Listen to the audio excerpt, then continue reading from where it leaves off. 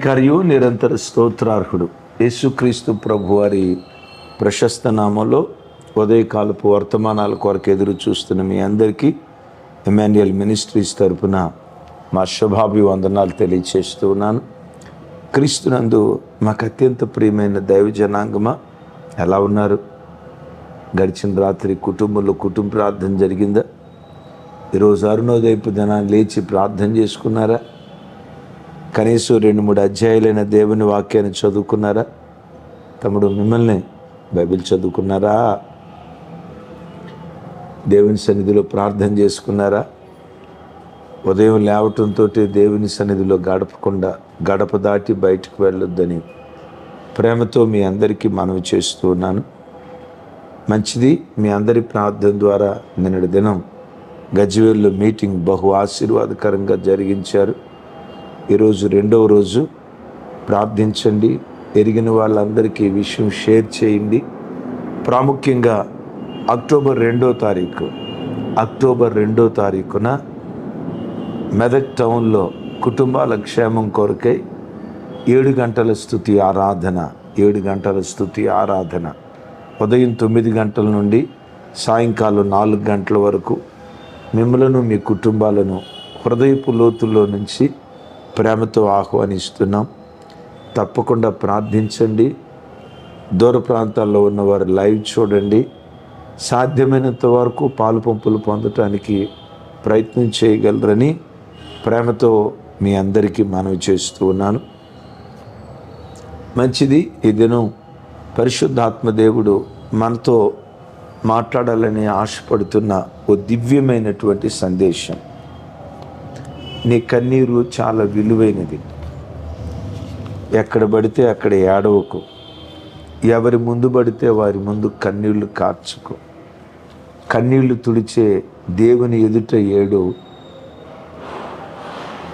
నీ సమస్యకు పరిష్కారాన్ని చూపే దేవుని సన్నిధిలో కన్నీళ్లు కార్చు. నీ కన్నీటిని దేవుడు నాట్యంగా మారుస్తాడు. ఎందుకు మనుషుల దగ్గర ఏడవకూడదు? చాలాసార్లు ఇలా అంటారు, గుండెల్లో ఉన్న బాధ ఎదుటివాడికి చెప్తే హృదయం కాస్త తేలిక అవుతుందని. దాన్ని నేను కాదు అన్నాం. నిజమే, కొంత రిలీఫ్ అవుతుంది. నేను దాన్ని కాదు అంటానికి లేదు. అయితే దైవజనమా, హృదయంలో ఉన్న బాధ కాస్త తేలిక అవుతుంది, కానీ బాధ ఎక్కడికి పోద్ది? ఆ 5 నిమిషాలు కాస్త రిలాక్స్ అవుతుంది. ఆ తర్వాత బాధే కదా. సమాజంలో 3 రకాల ప్రజలు ఉంటారు.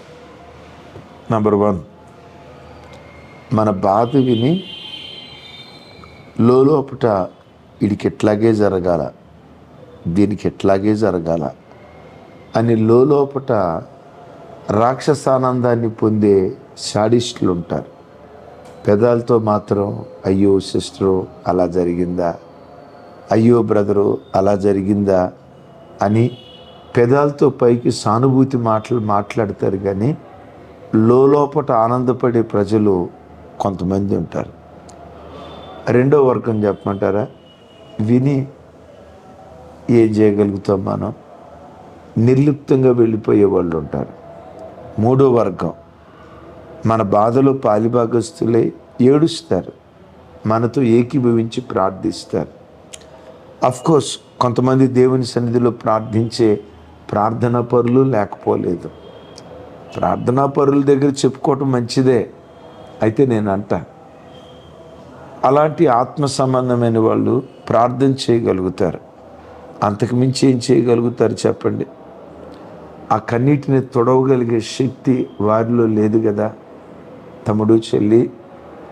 అందుకని నేను మనుషుల దగ్గర ఆడవటం కంటే, అమ్మ దగ్గర ఆడవటం కంటే, నాన్న దగ్గర ఆడవటం కంటే, తమ్ముళ్ళ దగ్గర ఆడవటం కంటే, తోబుట్టువుల దగ్గర ఆడవటం కంటే, భార్య దగ్గర ఆడవటం కంటే, భర్త దగ్గర ఆడవటం కంటే, కన్న తల్లిదండ్రుల దగ్గర ఆడవటం కంటే, నీ కన్నీటిని తుడిచే నీ దేవుని సన్నిధిలో, నీ అంగలార్పును నాట్యంగా మార్చే దేవుని సన్నిధిలో నీ హృదయ వేదనంతా కుమ్మరించు అద్భుతం చూస్తాం.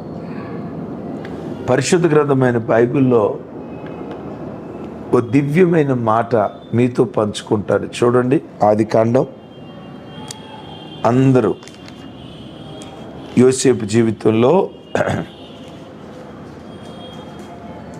ఆదికాండం 43వ అధ్యాయం, ఆదికాండం 43వ అధ్యాయం 30వ వచనం. అప్పుడు తన తమ్ముని మీద యోసేపునకు ప్రేమ పొర్లుకొని వచ్చెను గనుక అతడు త్వరపడి ఏడ్చుటకు చోటు వెదికి లోపలి గదిలోనికి వెళ్ళి అక్కడ ఏడ్చాను. ఎక్కడ ఏడ్చాడట? లోపలి గదిలోనికి వెళ్ళి అక్కడ ఏడ్చాను. ఈ మాట పట్టుకోండి, చెప్పండి ఒకసారి. తమ్ముడు మిమ్మల్ని ఒకసారి చెప్పండి. లోపటి గదిలోకి వెళ్ళి అక్కడ ఏడ్చాను. ఇక్కడ ఏడవలా. ఎక్కడంటే ఎక్కడ?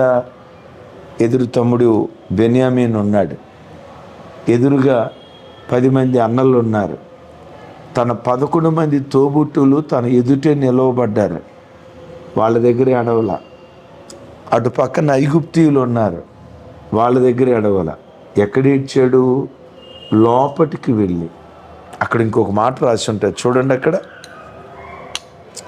30వ వచనం. ఏడ్చుటకు చోటు వెదికి లోపలి గదిలోనికి వెళ్ళి అక్కడ ఏడ్చాను.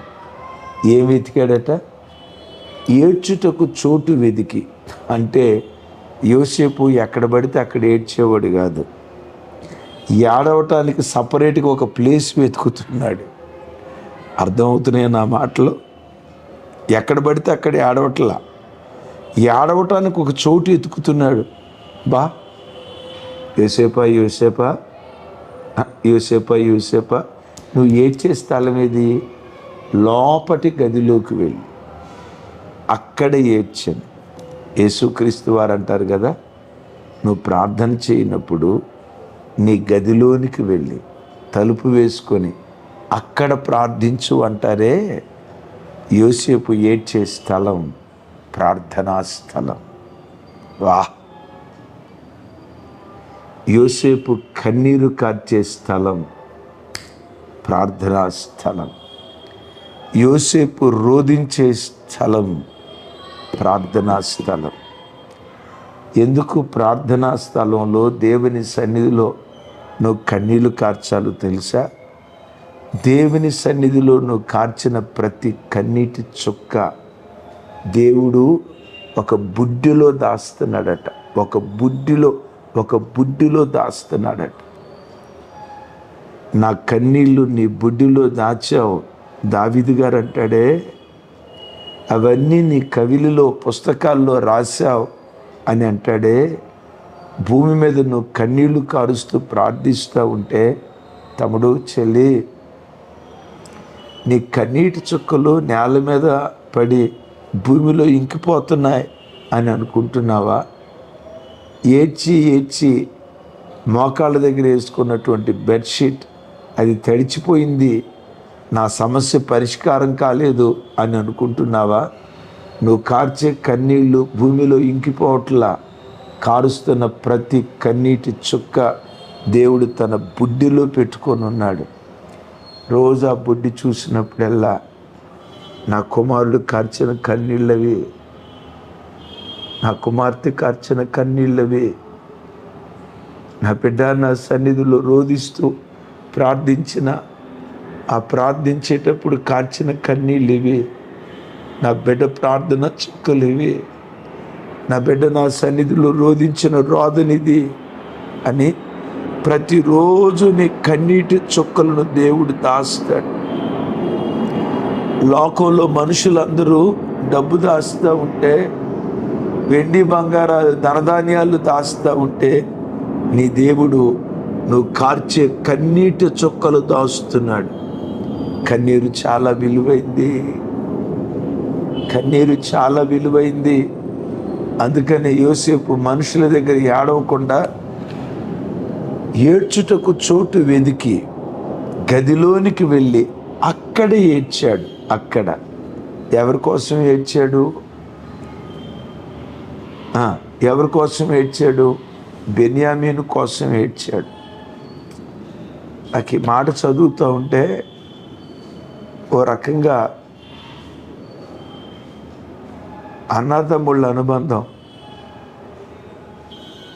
తోబుట్టువుల అనుబంధం ఎట్లా ఉండాలో ఈ మాట హృదయాన్ని కదిలిస్తుంది. తన తమ్ముడు కోసం ఏడ్చాడు. లైవ్లో వాక్యం వింటున్న చెల్లెళ్ళారా, మీ అక్కా చెల్లెళ్ళ మధ్య అలాంటి ప్రేమ ఉందా? తమ్ముళ్ళారా, మీ అన్న తమ్ముళ్ళ మధ్య అలాంటి ప్రేమ ఉందా? నా తమ్ముడు, నా ఎంగిలి పాలు త్రాగి పెరిగినవాడు, నా అన్న, నా అక్క, నా చెల్లి, నా తోబుట్టు, ఈ ఆప్యాయత అనురాగాలు గృహాల్లో, మన గృహాల్లో, మీ గృహాల్లో ఉన్నాయా? ఎవరికి వారే యమునా తీరన్నట్లుగా ఒకే తల్లి కడుపును పుట్టిన కొట్లాడుకుంటూ బ్రతికే నరరూప రాక్షసులుగా బ్రతుకుతున్నారా? ఒకసారి ఆలోచించండి. యోసేపు బెన్యామీను కోసం ఏడ్చాడు. ఎందుకు ఏడ్చుకుంటాడంటే, తతిమ వాళ్ళందరికీ తల్లి ప్రేమ దొరికింది, నాకు ఎంతో కొంత తల్లి ప్రేమ దొరికింది. నా తోబుట్టు బెన్యామీనుకు తల్లి ప్రేమ దొరకలేదు కదా, వాడు తల్లిని చూడకుండానే చనిపోయాడు కదా. నా తమ్ముడు తల్లిని చూడకుండానే తల్లి చనిపోయింది కదా. అసలు తల్లి రూపం ఎలా ఉంటుందో నా తమ్ముడికి తెలియదు కదా. దేవా, తల్లి లేని పెట్టును, తల్లి ఎలా ఉంటుందో ఎరగని బెన్యామీనును నువ్వు ఆశీర్వదించయ్యా. ఆ తల్లి దుఃఖంతో ఒక మాట అంది, వీడు నా దుఃఖపుత్రుడని. అయ్యా, వాడు దుఃఖపుత్రుడిగా మిగిలిపోకూడదు, వాడు మంచి స్థితిలో నిలవబెట్టయ్యా. నా తమ్ముడిని ఒక మంచి స్థితిలో నిలవబెట్టయ్యా. యోసేపు ఏడ్చాడు. ఎక్కడ ఏడ్చాడు? యాకోబు దగ్గర అడవల. ఎక్కడ ఏడ్చాడు? తోబుట్టుల దగ్గర అడవల. ఎక్కడ ఏడ్చాడు? తన తమ్ముడి దగ్గర ఏడవల. మరి ఎక్కడ ఏడ్చాడు? వారందరికంటే శ్రేష్ఠుడు, కన్నీళ్లు తుడిచే మనసున్న మహారాజు, అంగలార్పును నాట్యంగా మార్చే ఆ దయగల దేవుని సన్నిధిలో ఏడ్చాడు. యోసేపు కన్నీళ్ళు వ్యర్థమైపోయాయి అనుకున్నారా? అద్భుతం. వీడు దుఃఖపుత్రుడు అని తల్లి చెప్తే, ఆ దుఃఖపుత్రుడైన బెన్యామీను గూర్చి దైవజనుడైన మోషే అంటారు, బెన్యామీను యెహోవాకు ప్రియుడు. విన్నారా? దినమెల్లా యెహోవా అతనికి ఆశ్రయంగా ఉంటాడు. తల్లి దుఃఖపుత్రుడంటే దేవునికి ఆ దుఃఖపుత్రుడే ప్రియమైన పుత్రుడిగా మారిపోయాడు. ఎందుకు దుఃఖపుత్రుడు ప్రియమైన వాడిగా మారిపోయాడో తెలుసా? యోసేపు కార్చిన కన్నీళ్ళు. తన తమ్ముడు కొరకు యోసేపు చేసిన ప్రార్థన ఇంకా హృదయం బ్రద్దలు చేసేది అనే కంటే కూడా హృదయాన్ని ఉప్పొంగు చేసే మాట చెప్పమంటారా? ఇశ్రాయేలీలంతా సమూయేలు ప్రవక్త దగ్గరికి వెళ్ళి, అయ్యా మాకు రాజు కావాలి, ఒకరిని రాజుగా మా కొరకు నియమించిందంటే దేవుడు 12 గోత్రాలలో ఏ గోత్రంలో నుంచి ఎన్నుకున్నాడు తెలుసా? బెన్యామీను గోత్రంలో నుంచి ఎన్నుకున్నాడు. 12 గోత్రాలలో బెన్యామీను గోత్రం నుంచి దేవుడు ఎన్నుకున్నాడు. వాస్తవంగా ఎన్నుకోవలసింది యోధా గోత్రం నుంచి ఎన్నుకోవాలా. యోధా గోత్రం నుంచి ఎన్నుకోకుండా బెన్యామీను గోత్రం. ఇశ్రాయేలీల మొదటి రాజు బెన్యామీను గోత్రీకుడు. నేనంట, దేవా, ఆ బెన్యామీను గోత్రంలో పుట్టిన సౌలును నువ్వెందుకు రాజుగా ఎన్నుకున్నావు? నా దేవుడు ఏమంటాడో తెలుసా? యోసేపు చేసిన ప్రార్థన నా చెవుల దగ్గర మారుమోగుతుందయ్యా. యోసేపు చేసిన ప్రార్థన నా చెవుల దగ్గర మారుమోగుతుందయ్యా. యోసేపు ఎప్పటివాడు? ఎప్పుడో ఆదికాండం వాడు కదయ్యా. సమూయేలు మొదటి గ్రంథంలో యోసేపు చేసిన ప్రార్థనని గుర్తు రావటం ఏంటయ్యా? యోసేపు చచ్చిపోయాడు కదా. నేను ఎప్పుడు చెప్తా కదా, ప్రార్థనా పరుడికి మరణం ఉంటుందేమో, ప్రార్థనకు మరణం ఉండదు. ఈ మాట వింటున్న తమ్ముడు, చెల్లి, ప్రార్థించే అమ్మను కోల్పోయావా? ప్రార్థించే నాన్నను కోల్పోయావా? ప్రార్థించిన తల్లిదండ్రులను కోల్పోయి, అమ్మ బ్రతుకుంటే నా కోసం ఏడ్చేది కదా, ఆ నాన్న బ్రతుకుంటే నా కోసం ఏడ్చేవాళ్ళు కదా. అయ్యో, ప్రార్థనా పరులైన తల్లిదండ్రులను పోగొట్టుకున్నా అని అనుకుంటున్నావా? ఒక శుభవార్త, వాళ్ళు చనిపోయారేమో, కానీ వాళ్ళు బ్రతుకున్న దినాల్లో నీ కొరకు దేని నిమిత్తం ప్రార్థన చేశారో ఆ ప్రార్థన ఆశీర్వాదం తప్పకుండా నీ తల మీద యేసు నామములో నిలిచి ఉండును గాక. అయ్యా, ఈ బెన్యామీను గోత్రాన్ని ఎందుకు ఎన్నుకున్నావయ్యా? యోసేపు చేసిన ప్రార్థన నాకు వినబడుతుంది. అదిగో కన్నీటి బుడ్డి ఉందే, ఆ కన్నీటి బుడ్డి ఎవరిది? యోసేపుది. యోసేపు ఎక్కడ ఏడ్చాడు? ఏడ్చుటకు చోటు వెదికి గదిలోనికి వెళ్ళి అక్కడ ఏడ్చాడు. ఈ మాటలు చదువుతూ ఉంటే గుండెల్లో వణుకు. దేవుడు కన్నీటికి ఎంత విలువిస్తాడు. తర్వాత ఇజ్రాయేలీలు ప్రపంచ దేశాలకు చెదిరిపోయారు. మాదీయ పారసీక రాజ్యాన్ని, కూషు దేశం మొదలుకొని హిందూ దేశం వరకు ఈ ప్రపంచ దేశాలను ఏలిన ఒక రాణి ఎస్తేర్. ఎస్తేర్ ఏ గోత్రికురాలో తెలుసా? బెన్యామీను గోత్రికురాలు. ఈ 127 సంస్థానాలకు ప్రధాని మొర్దెకై ఏ గోత్రికుడో తెలుసా? బెన్యామీను గోత్రికుడు. బెన్యామీను గోత్రంలో నుంచి రాణి, బెన్యామీను గోత్రంలో నుంచి ప్రధాని, ప్రపంచాన్ని 127 సంస్థానాలను, అద్భుతం, మన భారతదేశాన్ని పరిపాలన చేసిన ఇజ్రాయేలీలు కూడా బెన్యామీను గోత్రికులే. కూషు దేశం మొదలుకొని హిందూ దేశం అని చూసావే, ఎస్తేరమ్మ మన దేశాన్ని పరిపాలించింది. మొర్దెకై మన దేశాన్ని పరిపాలించాడు. ఆ బెన్యామీను గోత్రికులను బట్టే ఓ రకంగా పరిశుద్ధ గ్రంథమైన బైబిల్లో మన హిందూ దేశాన్ని గూర్చి 2 పర్యాయాలు రాయబడి ఉంది. మన భరతగడ్డను గూర్చి 2 పర్యాయాలు రాయబడి ఉంది. నేనంట, అయ్యా, ఈ బెన్యామీను గోత్రంలో నుంచి రాణిని, బెన్యామీను గోత్రంలో నుంచి ప్రధానిని నువ్వెందుకు ఎన్నుకున్నావు? దేవుడు అంటాడు, అదిగో ఆ కన్నీటి బుడ్డి చూడు, ఆ కన్నీటి బుడ్డి చూడు. ఎవరి పేరు మీద ఉంది? అయ్యా, యోసేపు పేరు మీద ఉంది. ఆ యోసేపు ఎన్నో చోట్ల ఏడ్చాడు. అయితే ఈ కన్నీటి బుడ్డిలో ఉన్న కన్నీళ్ళు ఎప్పుడు ఏడ్చాడో తెలుసా? ఏడ్చుటకు చోటు వెతికి గదిలోనికి వెళ్ళి అక్కడే ఏడ్చాడు. ఎవరి కోసం ఏడ్చాడయ్యా? బెన్యామీను కోసం ఏడ్చాడయ్యా. ఆ బెన్యామీను కోసం ఏడ్చిన ఏడ్పుందే, బెన్యామీను కోసం ఏడ్చిన ఏడ్పుందే, బెన్యామీను కోసం ఏడ్చిన ఏడ్పుందే. ఆ కన్నీటి ప్రార్థనను బట్టే బెన్యామీను గోత్రంలో నుంచి ప్రధానిని, రాణిని లేవనెత్తాను. సార్, యోసేపు ఎప్పటివాడు సార్? ఎప్పుడో ఆది కాండంలో వాడు కదా. ఈ ఎస్తేరు, మొర్దెకై ఏ కాలానికి చెందినవారు? అయ్యా, వీళ్ళెప్పుడో క్రీస్తు పూర్వం ఏ 400-500 సంవత్సరాలకు చెందిన వాళ్ళు కదా. యోసేపు ఎక్కడో పాత నిబంధన ప్రారంభంలో ఉన్నవాడు కదా. యోసేపు చనిపోయాడు, కానీ యోసేపు ప్రార్థన చనిపోలేదు. దేవుని జ్ఞాపకార్థ గ్రంథంలో అతని ప్రార్థన గ్రంథస్థం చేయబడింది. అయిపోయిందా? క్రొత్త నిబంధన కాలానికి వచ్చేసరికి అపోస్తులుడైన పౌలున్నాడే, బెన్యామీను గోత్రీకుడు. అకాలమందు పుట్టినవాడిని అంటాడు. అంటే అకాల వర్షం అని అంటాం కదా. అంటే ఆ టైంలో రాకూడదు వర్షం, కానీ వచ్చింది. దాన్ని అకాల వర్షం అంటారు. పౌలు అంటాడు, నేను పుట్టాల్సినోడిని కాదు, నాలాంటి వాడు పుట్టకూడదు. అకాలమందు పుట్టిన నాకు నేనంట, నాలాంటి వాడు పుట్టకూడదు. మరి పుట్టాడు.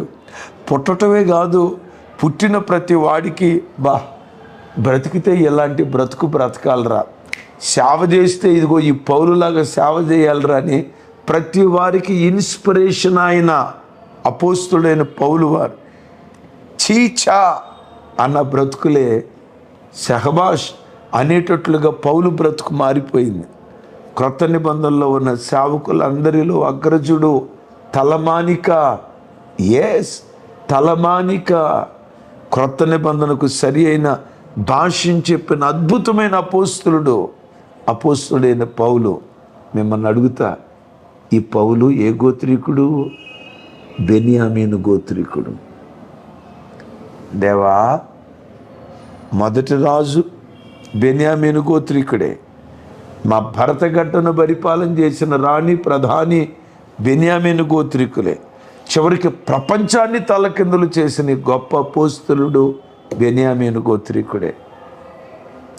ఎందుకయ్యా అంత గొప్ప ఆధిక్యత ఇచ్చావు? ఏడ్చుటకు అతడు చోటు వెతికి గదిలోనికి వెళ్ళి అక్కడ ఏడ్చాడు. అక్క, చెల్లి, తమ్ముడు, అన్నా, ఒకసారి నా వైపు చూడు. గుండెల్లో ఎంత బాధ గూడు కట్టుకున్నా. మనుషుల దగ్గర ఆడవటం ఆపే. షూనేమీరాలు ఎదుర్కొంది కదా ఎలీషాని ఎదుర్కోవటానికి వెళ్ళేటప్పుడు గెహజీ వచ్చాడు. క్షేమంగా వస్తున్నావా అని అంటే షూనేమీరాలు తన బాధ గెహజీకి చెప్పలా. మరి ఎవరికి చెప్పింది? గెహజీ ముందేమో క్షేమమే అంది. ఎలీషా దగ్గరికి వెళ్ళి పాదాల మీద పడి అక్కడేడ్చింది. తన బాధ అక్కడ చెప్పుకుంది. పరమ ఎలీషాగా పిలువబడుతున్న నీ దేవుని సన్నిధికి వెళ్ళి నీ గుండెల్లో ఉన్న బాధ చెప్పుకో. నా చేతులెత్తి దీవిస్తున్నా. నీ ఇంటిని ధన్యం చేసి రాజులను దేవుడు లేవనెత్తుతాడు. నీ ఇంటిని దేవుడు ధన్యం చేసి, నీ గర్భాన్ని దేవుడు ధన్యం చేసి, భూలోకాన్ని తల్లకిందులు చేసే ప్రవక్తలను దేవుడు లేవనెత్తటం ప్రారంభిస్తాడు. ఎప్పుడు ఈ కార్యం చేస్తాడో తెలుసా? ఏడవాల్సిన చోట ఏడు. నీవు నేను ఏడవాల్సిన ఏకైక స్థలం దేవుని సన్నిధి. అలా ఏడ్చే కదా హిజ్కియా అషూరు సైన్యం మీద గొప్ప జయాన్ని పొందింది. ఏ శత్రువులు నీ మీదకి వచ్చారో నిశ్చయంగా ఆ శత్రువుల మీద గొప్ప విజేతగా, విజయాన్ని సాధించేవాడిగా దేవుడు నిన్ను నిలవబెట్టునుగాక. అందుకనే అంట, వారంలో ఒక్కరోజు ఉపవాస ప్రార్థన కేటాయించుకో. వారంలో ఒక్కరోజు మందిరంలో జరిగే ఉపవాస ప్రార్థనకు వెళ్ళు. దేవుని సన్నిధిలో కన్నీళ్లు కార్చు. ఆ కన్నీటి చుక్కలే దేవుని సన్నిధిలో జ్ఞాపకార్థంగా మిగిలి నీ కన్నీరు తొడవబడటానికి కృప చూపించునుగాక. ప్రార్థన చేస్తాను. తండ్రి, మేము ఎక్కడ అడవాలో మాతో మాట్లాడావు. నీ సన్నిధిలో ఏడ్చే కృప మాకు దయచేయి. మనుషుల దగ్గర ఆడవనివ్వకయ్యా. మా బాధలు మనుషులతో చెప్పుకొని ఎవరి దగ్గర మా గోడు వెళ్ళబుచ్చకూడదయ్యా. యోసేపు ఏడ్చుటకు చోటు వెదికి అక్కడికి వెళ్ళి ఏడ్చాను అనే మాట మేము చూస్తున్నాం. అయ్యా, మేము ఏడవటానికి స్థలం మీ పాద సన్నిధే కదా. మీ పాదాల దగ్గర ఏడ్చే కృప మాకు దయచేయి. మీ పాదాల దగ్గర కన్నీళ్లు కార్చే కృప మాకు దయచేయి. ఈ బిడ్డలు దేని కొరకు ఏడుస్తున్నారో ఈ బిడ్డల అంగలార్పు నాట్యంగా మార్చబడునుగాక. దుఃఖ దినాలు కొట్టివేయబడునుగాక. శ్రమ నొందిన ఏండ్ల కొలది సమృద్ధినిచ్చే మీరు ఈ నీ బిడ్డలకు సమృద్ధిని దయచేయుదురుగాక. సమస్త ఘనతలు మీకే ఆరోపిస్తూ యేసు నామం పేరిట ప్రార్థించి స్తుతించి పొంది ఉన్నాం తండ్రి. తండ్రి అయిన దేవుని ప్రేమ, కుమారుడైన యేసుక్రీస్తు వారి దివ్య కృప, పరిశుద్ధాత్మ దేవుని అన్యోన్య సహవాసం మనకు సకల పరిశుద్ధులకు సదా తోడై ఉండి నడిపించునుగాక. ఆమేన్, ఆమేన్.